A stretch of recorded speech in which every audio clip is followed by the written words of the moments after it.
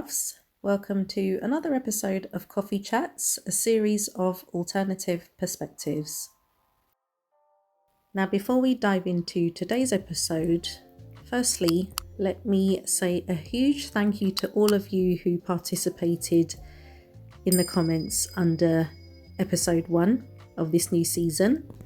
I really appreciate it. It was really good to see your engagement. And here are 2 comments from that episode. The first comment is from Tiger Mummy 321, who says, "My loving partner passed away 4 years ago. We were together for 34 years and he treated me like his queen.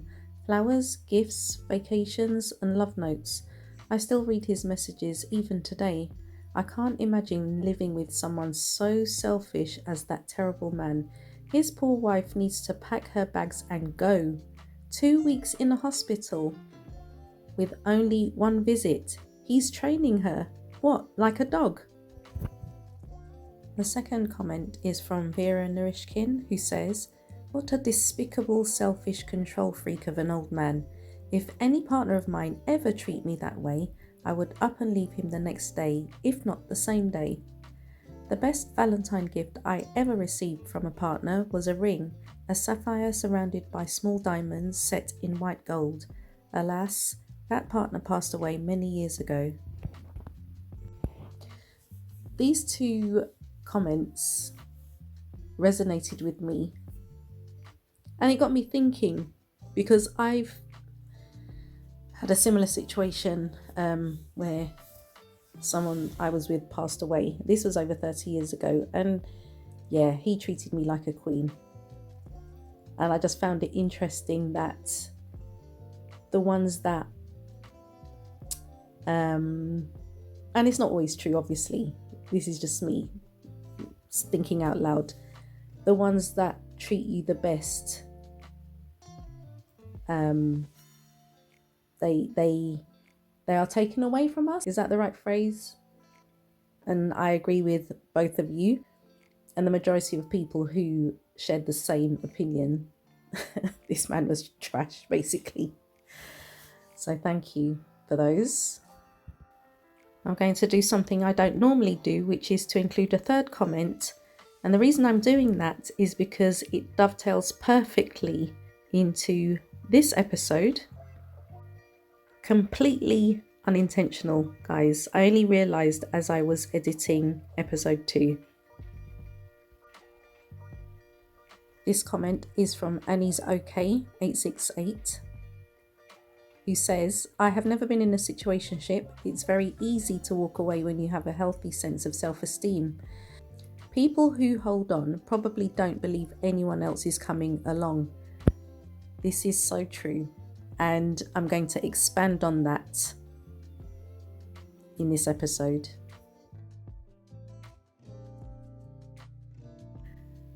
Secondly, drop in the comments what your beverage of choice is today. I actually have a builder's tea. If you're English, you'll know what that is, with some nice biscuits. That's what I fancied this afternoon. So let me know what you're drinking. Sit back, relax, take a sip while we watch this next clip, and I'll come back with my commentary. Hey Mom, I need to talk to you about something. Me and my girl just got into an argument. Really? Yeah, she kind of crossed the line.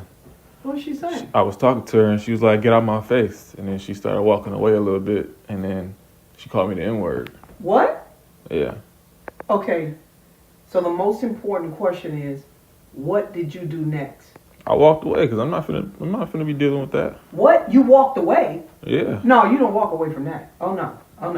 No, y'all been dating for a minute, and that's something that you have to correct immediately. You should have said to her, "Hey, I'm not the one. You don't talk to me like that, and you don't call me out my name. And if that's what you're gonna do, this is not gonna work." And then you walk away and let her think on that. You don't let no woman talk to you sideways. Because you like this girl, right? Yeah, I like her. You plan on marrying her, right? Yeah. Oh, you can't marry somebody that's already showing signs of disrespect, son. Because right now you're going to be the N-word. Next time you're going to be something else. So you got to stop that at the root. When you Okay. see something, you got to say something. Okay, and what if she try to leave me? You got to be willing to let people go that's willing to disrespect you. Because you are going to, if you stay in a relationship with someone calling you out the name, guess what? You just signed a contract to be disrespected for the rest of that relationship. So you need to check that now. And if she continues to do it, you need to make a better decision. And if that means let her go, that means let her go. Because what you will not be, what you should not do, is allow anybody, especially a woman you talking about marrying, to disrespect you. Period. That's never acceptable. Don't be that guy, son. We raised you better than that. Okay. No, I need to hear a man's okay. Okay, I got you. All right. I got you. Okay, well, you need to be making a phone call. All right. All right. Let me know what happened. Talking to my son like that, she got to be out of her mind. We got to check that. Guys, I love this mum. I love her. I love her. She was 1,000,000% correct. Everything she said was true. You got to cut that off at the root. Because if this girl is going to speak to her boyfriend like that and they're not even married, imagine what life will be like after that wedding day. I love this mum. And those of us who grew up with mums like this, we know she was not playing. We know that. And the thing upset her so much, she mumbled under her breath, no, she's not going to talk to my son like that. I felt her. I felt that. And this is why I despair when I see these news reports on YouTube where these girls, not just girls actually, it happens more to young women than men, but it happens to men as well, regardless of who it is, they stay in a relationship and allow themselves to be abused, whether verbally or physically. They will stay in that relationship because they're afraid that the other person will leave them. And like the mum said, you have to be willing to let that person go. Be willing to let that person go. Familiarity breeds contempt. The Oxford Language definition of this proverb is extensive knowledge of or close association with someone or something leads to a loss of respect for them or it. This clip actually reminded me of Harry's account of what happened when he showed disrespect to Meghan. Reunited. A quiet night at Knott Cop, preparing dinner together, December 2016. Meg and I had discovered that we shared the same favourite food, roast chicken. I didn't know how to cook it, so that night she was teaching me. I remember the warmth of the kitchen, the wonderful smells. Lemon wedges on the cutting board, garlic and rosemary, gravy bubbling in a saucepan. I remember rubbing salt on the skin of the bird, then opening a bottle of wine. Meg put on music. She was expanding my horizons, teaching me about folk music and soul, James Taylor and Nina Simone. It's a new dawn, it's a new day. Maybe the wine went to my head. Maybe the weeks of battling the press had worn me down. For some reason, when the conversation took an unexpected turn, I became touchy, then angry, disproportionately, sloppily angry. Meg said something I took the wrong way. It was partly a cultural difference, partly a language barrier, but I was also just oversensitive that night.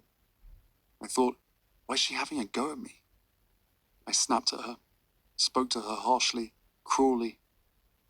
As the words left my mouth, I could feel everything in the room come to a stop. The gravy stopped bubbling. The molecules of air stopped orbiting. Even Nina Simone seemed to pause. Meg walked out of the room, disappearing for a full 15 minutes. I went and found her upstairs.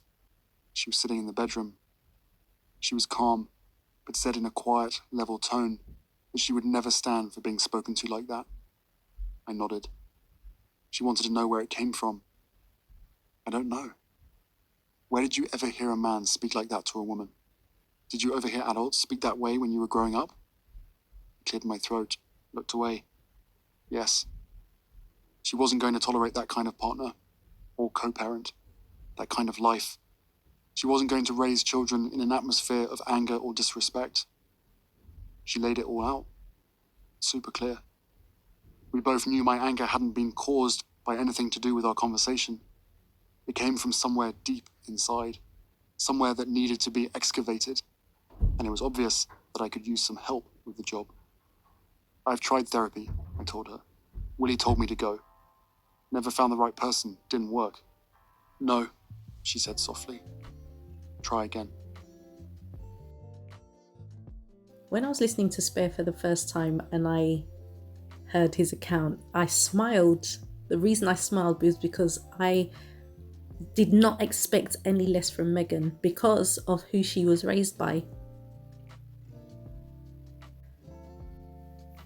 And this is why I laugh when I see people online or hear people saying that Megan is a gold digger, she's a social climber. Let me tell you something, okay?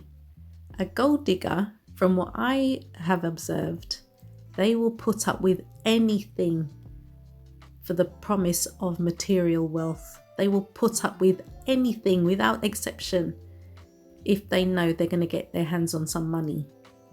Clearly, that is not Megan. She had her own money. People know this. People pretend they don't know this, but it is well documented. She came into that relationship as a millionaire. She had security, financial security, stability. So as far as she was concerned, she was not going to put up with that kind of treatment. She has a level of security and high self-esteem, because when you have high self-esteem, you will never put up with that kind of treatment, regardless of what type of future is being dangled in front of your face. And I can say that from experience. In a relationship where the person thought they could speak to me anyhow, like I was trash. And I called the person out on it and I said, I am not putting up with this anymore. And they were a bit shocked because it's like, well, what about all of this that's to come? Not interested. I'd rather do without. Thank you very much. Because you are not going to speak to me this way and make me feel like I'm less than. And we have to get to the stage where we're willing to let things go, because we respect ourselves too much to be treated so badly. When I put that post on the community tab on Mindshift Monday, I didn't know I was going to do this video. But when I saw that Instagram clip, that video that I played earlier, it all tied in because I thought I need to talk about this. Too many times I'm seeing news reports on YouTube where women, men, they're willing to stay in a relationship just to appease the other party, who quite frankly is so insecure that they display levels of paranoia and psychosis. Basically, if you're going to leave me, then no one else is going to have you type of mentality.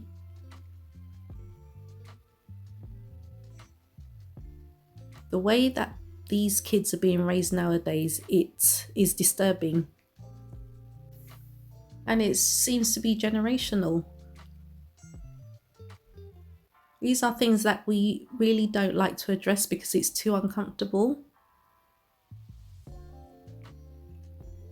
Young women are being unalived. Young men are being unalived because they were willing to put up with unstable partners.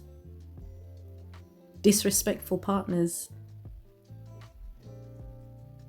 And I've told you guys know I have a daughter. She's 22 now, and I told her years ago, make sure you have your own stuff. Make sure nobody, if you're in a relationship with someone, make sure that person is respectful to you. If they're disrespectful to you, leave. Do not stay.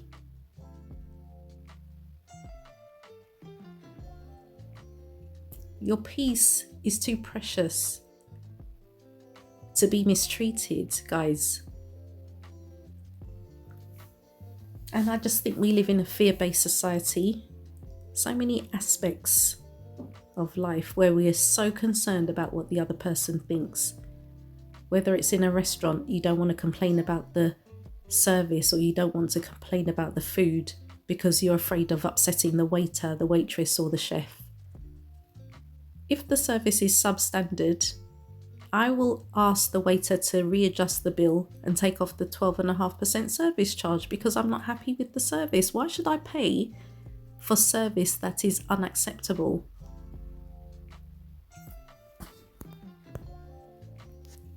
You don't have to be rude about it, but you don't have to accept it either. You're in a situation at work and you do something outstanding and another colleague is trying to take credit for what you've done. It's unacceptable.